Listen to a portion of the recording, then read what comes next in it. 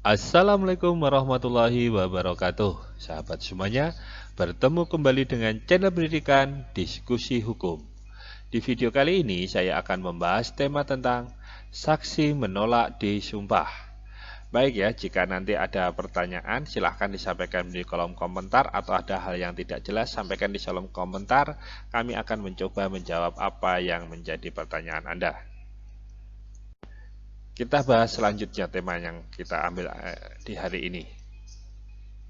Kewajiban saksi sebelum dengan keterangan di pengadilan ini harus bersumpah, diatur dalam pasal 160 ayat 3 KUHP.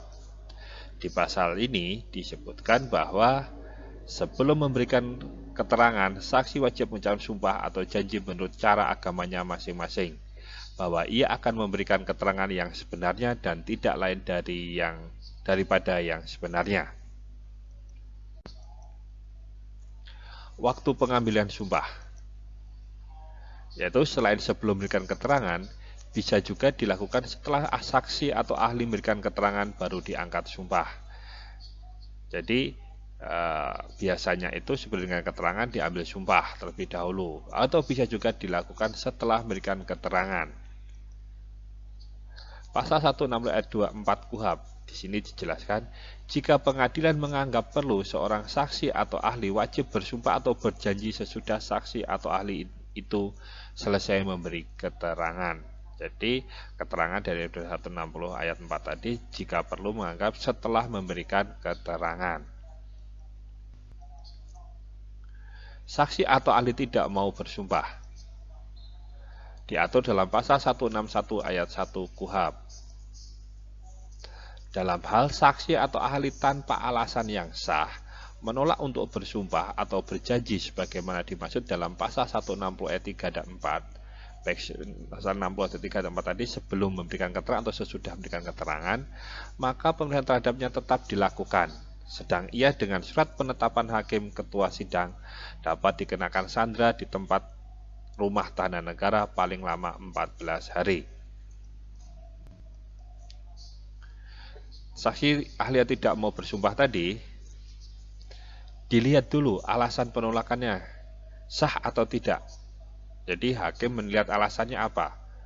Apakah dia memang karena ada rahasia jabatan yang harus disembunyikan, maka dia tidak bisa menolak, tidak dia menolak untuk disumpah, atau alasan lain.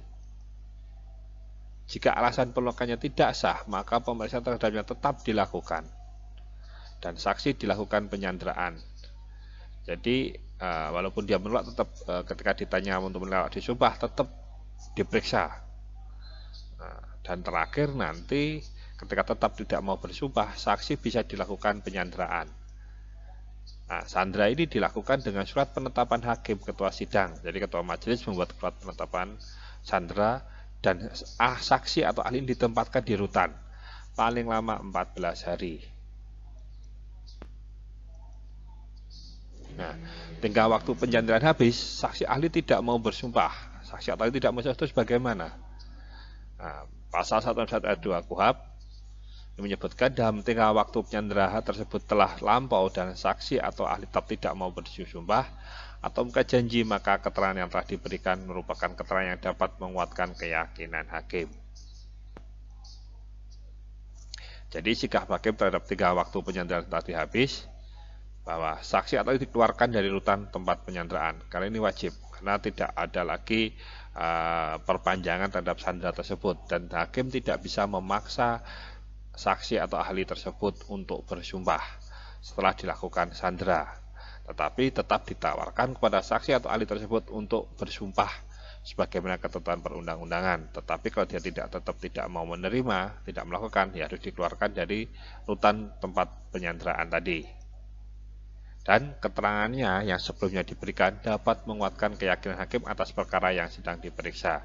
Jadi keterangan saksi tersebut tetap bisa digunakan hakim untuk menguatkan keyakinan dalam memeriksa perkara. Baik, itu tadi penjelasan dari kami. Saya ucapkan terima kasih sudah menonton video ini. Jika ada pertanyaan, saran, dan masukan, silahkan disampaikan di kolom komentar. Kami akan mencoba menjawab semua pertanyaan yang Anda sampaikan.